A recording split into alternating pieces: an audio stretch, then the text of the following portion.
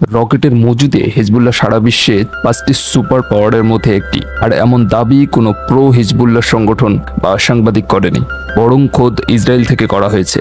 দর্শক, দখলদার দেশটির চিফ অফ স্টাফের একজন প্রাক্তন অর্থনৈতিক উপদেষ্টা এমন দাবি করেছে। আপনারা জানেন যে বিভিন্ন বড় বড় সংবাদ মাধ্যম তাদের রিপোর্টে অলরেডি কিন্তু বলেছে যে হিজবুল্লাহর কাছে 1 লাখেরও বেশি এবং কোনো ক্ষেত্রে 1,30,000 থেকে 1.5 লাখ পর্যন্ত রকেটের মজুদ রয়েছে। এখন দখলদার দেশটির একজন প্রাক্তন উপদেষ্টা এই নিয়ে কি দাবি করেছে তা একটু জেনে নেওয়া যাক। তিনি বলেন, ইসরায়েলি জনগণ হিজবুল্লাহর শক্তির পরিমাণ বুঝতে পারছে না, কারণ হিজবুল্লাহর কাছে রকেটের বিশাল মজুদ রয়েছে এবং সাথে ইরানের দূরপাল্লার মিসাইল রয়েছে। রকেট মজুদের দিক দিয়ে বিশ্বের 5টি পরাশক্তির মধ্যে যুক্তরাষ্ট্র, চীন, রাশিয়া এবং জার্মানির পাশাপাশি হিজবুল্লাহকেও একটি বিবেচনা করা হয়। নতুন করে আবারও অস্ত্র তৈরির ভিডিও প্রকাশ করলো হামাস।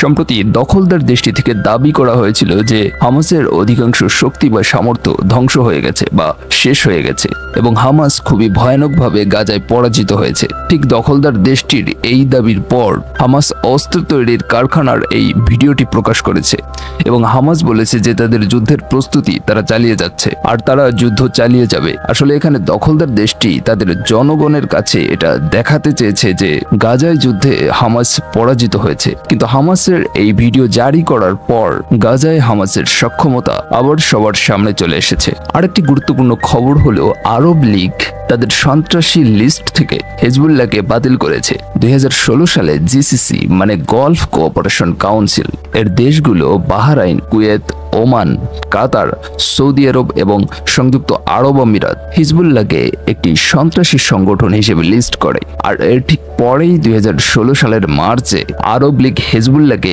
একটি সন্ত্রাসী সংগঠন হিসেবে লিস্ট করে। এখানে বলে দিই, আরব লীগ হলো আরবি ভাষাভাষী কেন্দ্রিক 22 দেশের একটি সংগঠন। আরব লীগ এবং গলফ কোঅপারেশনের মেইন লিডিং কান্ট্রি হচ্ছে সৌদি আরব। আর এখন অবশেষে 2024-এ এসে আরব লীগের টনক নড়ল।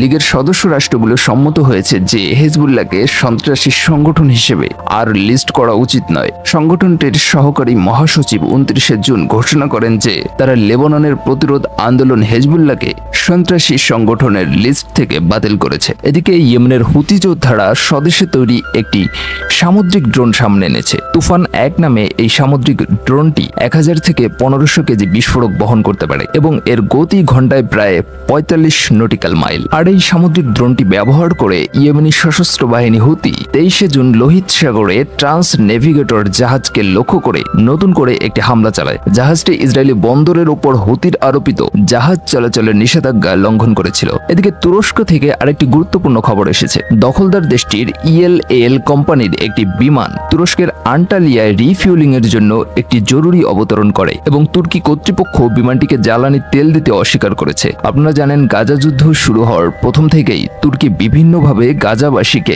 সাহায্য করে আসছে। সর্বপ্রথম তুরস্ক দখলদার দেশটির সাথে সমস্ত ব্যবসা বাণিজ্য বন্ধ করে দেয়। তারপর 1000-এরও বেশি গাজায় আহত প্রতিরোধ আন্দোলন সদস্যকে তুরস্কের হাসপাতালে স্বাস্থ্যসেবা দেওয়া হয়। আবার এখন দখলদার দেশটির বিমানকে তেল না দিয়ে আবারও তুরস্ক তার অবস্থান স্পষ্ট করলো। তো ধন্যবাদ সবাইকে ভিডিওটি এই পর্যন্ত দেখার জন্য। আর ভিডিওটি ভালো লাগলে ভিডিওতে একটা লাইক করে দেবেন।